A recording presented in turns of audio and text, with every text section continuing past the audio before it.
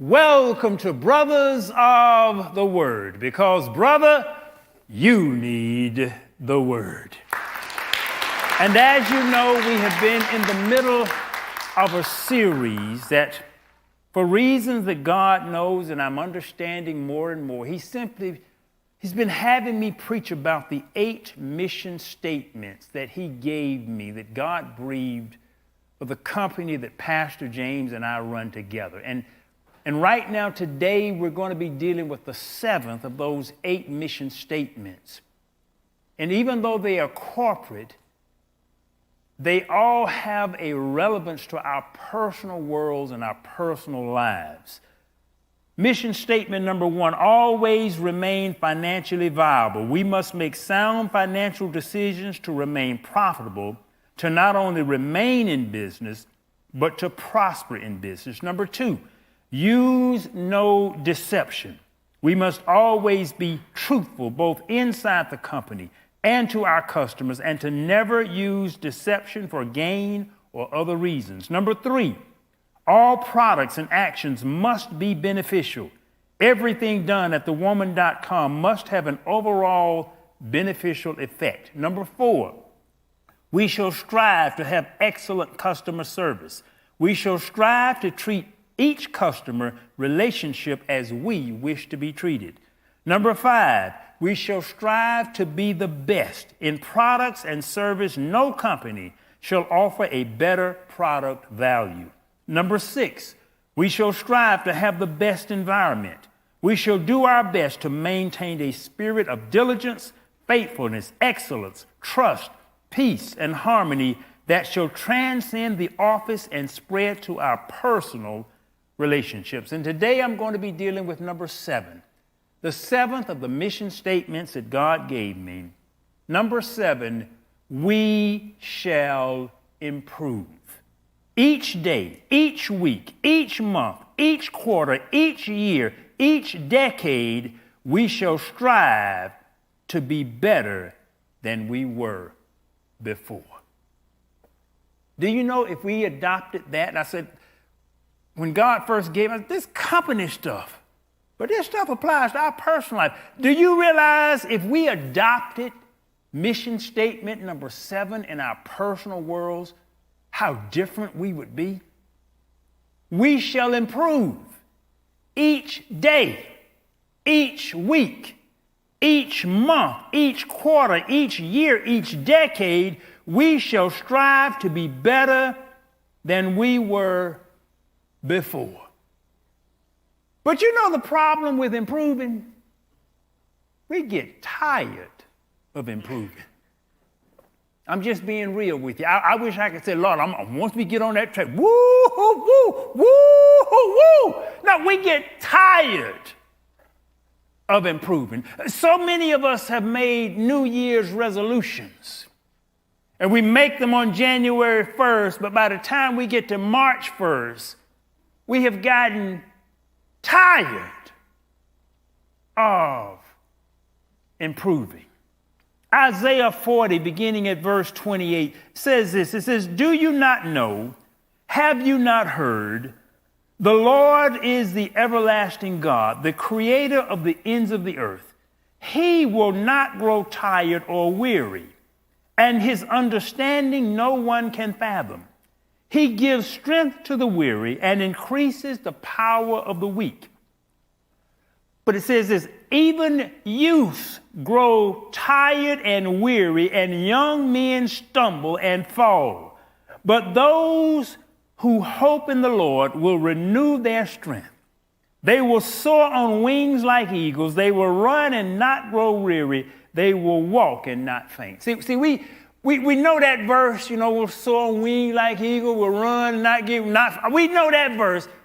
But most of the time with Bible verses, we don't understand the context. The folk was getting tired. Even the young folks, the Bible said, even the youths get tired. They were just getting tired. And they get tired of doing good. They get tired of improving. They get tired. And often improvement is a habit, and it often involves doing the same thing over and over and over and over again. Do you know to improve your mind, it involves doing the same thing over and over, and you read, you study, you constantly grow, but that's the same thing over. Sometimes you just get tired of reading, and all you want to do is sit up in front of Netflix and just binge. Now, you don't get tired of that, but you get tired of improving. See, it's a law of nature. It's a law of science that things, it's actually the third law of thermodynamics, which deals with the increasing entropy of the universe. It basically says that any closed system, there will be an increasing amount of entropy. What it says in a simple nutshell, things left by themselves rot. That's what the third law of thermodynamics says in a nutshell. If you don't put energy into something, it's going to degrade. It's going to go to pieces. It's going to eventually go to dust. We are the same way. That's why it is so easy to go down. Do you know how easy it is to get out of shape? It's easy to get out of shape, but it's hard to get in shape. It's easy to sit in front of Netflix and just watch show after show after show. Matter of fact, they've gotten it now in Netflix where they have eliminated the opening scene. For those of you who have Netflix and you know when you're watching, and it used to be, you know how when it come on, they play the theme music and all that. Now they got it, folk didn't even want it. You don't see that in the last episode. So the way they got it now, they have a little thing that says skip intro. So you don't even go through the intro anymore because now the people just want to binge and they don't even want to take the time to see the same intro over and over. So it just skips right past so you can watch episode after episode and it takes no energy. And somehow you can just, I had a friend of mine, he said, man, I was watching this series and I had watched 12 hours in one day. He said, I just had to catch myself and turn it off because it's so easy to go down. Anything left by itself without an input of energy degrades. It's the third law of thermodynamics. First law of thermodynamics says matter can neither be created nor destroyed. Now, they had to change that when you got into nuclear stuff and all of that. The second law of thermodynamics says this. It says that an energy gradient of a higher source will always flow to that of a lower source. It will never go the other way around. What this says in a nutshell is this. If you got something that's hot and you got something that's cold, energy will always flow from the hot to the cold. That's why it's important who you are around. If you got a low energy person and a high energy person, the high energy person will never get energy from the low energy person. Always the energy flows from the high to the low, never from the low to a high. If you got a warm body that walks into a cold room, the heat flows from the warm body to the cold room. It never flows from the cold room to the warm body. That's the second law of thermodynamics. So just the laws of thermodynamics apply in our personal life. Matter can neither be created nor destroyed. You have to get something from something. It didn't come out of nowhere. God is our infinite source, but it doesn't come out of nowhere. And if you want to improve, you got to be around an energy source. You got to be around something that's going to help you improve. You can't improve watching. Now Netflix does have a lot of documentaries. But somehow people don't binge on documentaries. They just don't binge on documentaries. There's a show called We Are the Champions, which Bronner Brothers is the third episode. They have 5 episodes on that. And we're number 3 with the hair fantasy. And out of those, and I've watched the Bronner Brothers episodes twice. I haven't even watched them other folk. They're documentaries. Documentaries are a little bit different than you watching what's called the soap opera type, where there's a lot of action and drama, and you just get caught up in it. Just be good. You just get caught. It's just be good. Stuff that takes you up usually requires energy input into it for it to take you up. And that's why that second law of thermodynamics is important. Who you are around makes a huge difference. If you want to improve, you have to get around stuff is going up. I want you to play the video. Now, this is a video, actually. Go ahead and just play the video. 6 months ago, I attended a conference very similar to this in Texas. It was 3 days. They had some very powerful speakers. The fellow who wrote Deep Work, Rory Valent. There were a lot of powerful speakers there. They gave us, included in the ticket price, meals. But the ticket price for those 3 days was $3,000. So it was literally 12 times the cost of this conference. But I can honestly say, I've gotten more out of this than I got out of that.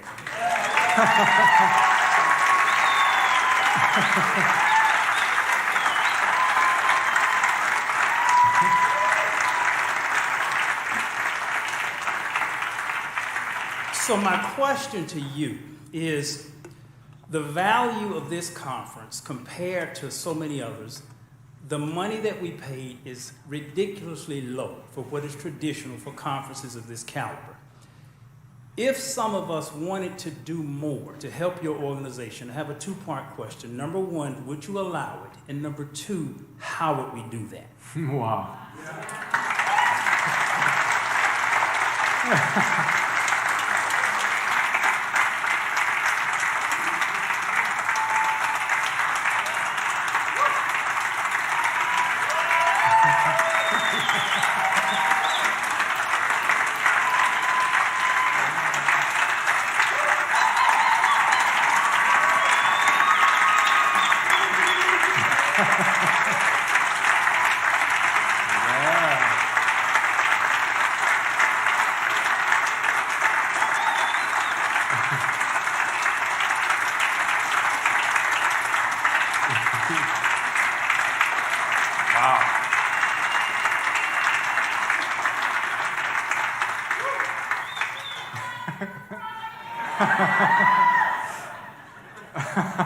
Wow. Tell me your name.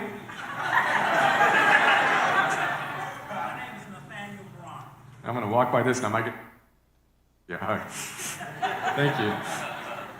I appreciate it.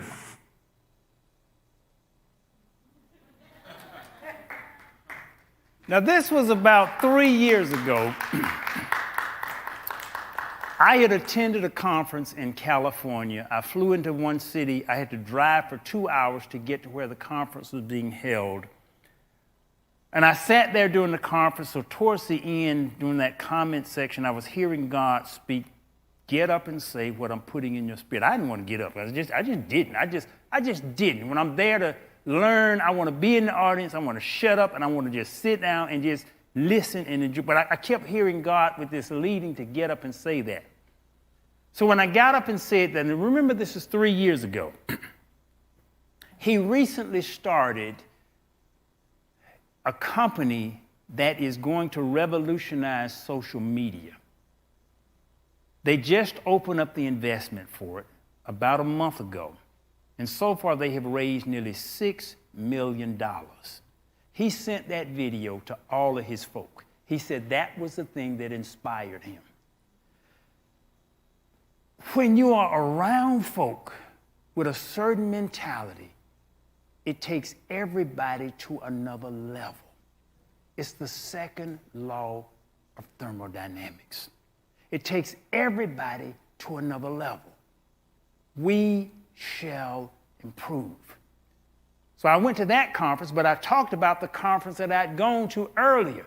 You got to get around people of a certain mentality if you want to go to another level. It's as simple as that. So some of you, and you don't have to go to conferences, you can read books, you can study. There's a whole lot of ways to take your mindset to a whole different level. And even within the company, we take an annual trip every year. And I started this, 10 or 12 years ago. And we went somewhere local. I think our first trip, we went to Callaway Gardens. So we got on a bus, went to Callaway Gardens, came. The second trip, we went on a bus. Third trip, we went on a bus. And finally, I said, I'm going to take the company on a plane. The problem was, I had people in the company who had never been on a plane before. And they said, Mr. Braun, we scared to get on a plane. We've never been on a plane. We're scared to get on a plane. When you are around folk who scared, fear spreads just as much as inspiration. And what I had to do, I bought everybody a ticket. I said, this is your plane ticket. This is where we're going. The tickets are non-transferable and they're non-refundable. I said, if you don't go, I'm not forcing you to go, but if you don't go, just take your ticket, put it in the trash can. Every person was on that plane. And I had at one point, I was going to be democratic about it, and I was going to let people choose where we went, and I was going to rotate it throughout the employees of the company. I had to stop that because some folk were just scared. And I said, I can't have scared folk picking where we going. No, the spirit of fear will govern where we go, and their fear will limit us to where we're going. And one of the young ladies was Marie, and Marie was scared. She didn't like to go anywhere. She was just scared. So we're going, this year we're going here in the U.S. Next year, I told our national sales manager, I want you to choose where we're going. The next year, I told the plant manager, you will choose where we're going. And he said, we're going to Hawaii. I said, then we're going to Hawaii. And then I'm hearing God says, let the ladies in the front choose where we're going for the year after that. And I was saying, I don't know about that because they scared. I don't know, but last time I asked them about that, they were scared to go anywhere, so I went up front, but again, I'm hearing God. And see, when you are around folk, it expands your mind based on who you are around. So I walked up to the front, and I said, I want to let you all choose where we go in this year. I said, anybody got any ideas where you want to go? And they said, Marie's been talking about it. She knows exactly where she wants to go. I said, oh, goodness. I said, let's go and get the bus. And Marie popped around the corner. She said, Mr. Bronner, I know exactly where I want to go. I said, I'm in Alabama, Mississippi, where Tennessee, where you want to go, because I knew wherever it was, it wasn't going to be on a plane, it's going to be somewhere on a bus. She says, I want to go to Dubai. I said, what? And it just shocked me. And she said, I saw James and Stephanie's pictures from Dubai. I want to go to Dubai. And here was a woman 10 years ago afraid to set foot on a plane. But because of who she was around, and each time we took a step higher and higher and higher and higher, she has now gone from not wanting to get on a plane to where it will be the company's furthest trip that we have ever chosen. What, take 18 hours to get to Dubai? Take 18 hours on a plane to get to Dubai. It will be the company's furthest trip to be. You see, we shall improve. Some of you all right now, you're in a Mississippi lockdown. Your mind cannot even conceive of where God wants to take you. And I struggled with that for so long, dealing with where God wanted. I was like, I don't even want to go there. I don't want all that stuff. I don't even want to go there. He said, how can I take you to a private jet and I can't get you to sit in first class? See, sometimes we can't move to levels where God wants us to go because we're locked in old mindsets, and sometimes we're locked in old mindsets because of who we're hanging around. We're hanging around people with no vision. We're hanging around chitlin mentalities. And if all you're around and all you see and all you eat is chitlins, all you can think about is more hot sauce and different kind of hot sauce for your chitlin. You may not need a different hot sauce. You may need some other than chitlins. But if all you're around is chitlin eaters, all you will think about is different hot sauce for your chitlins. We shall improve. So what it is about your life, when you adopt that mentality, every day I'm going to do something. And see, this fella, Brian Johnson, who I follow, he sends out an email every day, and you have to pay to get his email. He sends it out every day. And yesterday, I was with my son, and I told him, I'm starting a new program. I'm starting a gratitude journal. And it was because of a book that Brian had talked about. It was a gratitude journal. So I'm starting a gratitude journal. And when he talked about the statistics of people who have a gratitude journal. Now, a gratitude journal is nothing sophisticated. It's just writing down every day in detail something that you are thankful for. And when you do that, it changes your mentality. It takes you out of all of the pandemic, all of the economic, all of the racial stuff, all of this negative stuff that's permeating the air, that always has permeated the air, that always will permeate the air. It changes when you have to write down every day in detail something you're thankful for. I started my gratitude journal yesterday, and I said, Lord, I thank you for my back. I said, what kind of thing? I said, I thank you for my back. And I went into this detail because yesterday we were rebuilding some stuff in our workout room, and I had to go to Home Depot, and I had to get some 4x8 pieces of plywood. So I had my son come up in the van. I said, I'm going to go get the plywood, so by the time you get there, I'll have the plywood. But when I had to go in there and get the plywood, I had to pull the plywood off the rack. This big old heavy 3/4-inch thick. That thing was heavy as I don't know what. So I had to pull the plywood, 2 big sheets of plywood, put them in the rack, bring them out, put them in the van. We got home. We had to move this big old platform. I'm pushing and pulling, and I realized later, I said, I did all this heavy pushing, all this big old heavy stuff, and my back feels fine. I said, Lord, I thank you today. And one of my sons couldn't help us because he said, Dad, I done pulled something. I done pulled something. So, in my gratitude journal, yes, I said, Lord, I am thankful for my back. Because I've been lifting and pushing and pulling all this heavy stuff, and my back feel fine. Sometimes I've wrenched all kinds, just tore all kinds. My back feel fine. See, and when you start writing it down, and this is what it said, but just a gratitude journal. People who do a gratitude journal, who focus on the stuff to be thankful for, they're 25% happier. They sleep 30 minutes a night more, and they work out 33% more than people who don't keep a gratitude journal. There's something about just being thankful that just changes your whole world, and it takes you to a different level.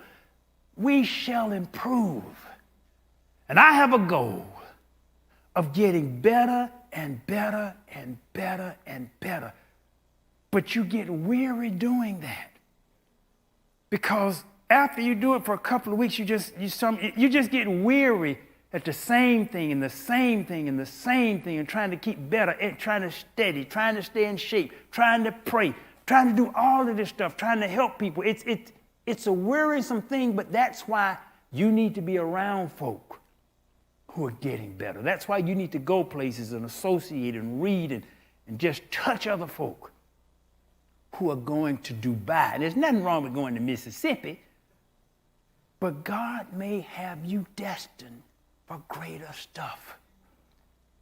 And when you are around and associate and learn and imbibe and drink from a well of greatness, it will change your world. And this fellow, they've raised almost $6 million. The goal is to raise $11 million. He's got over 2,000 people who have invested from 70 different countries.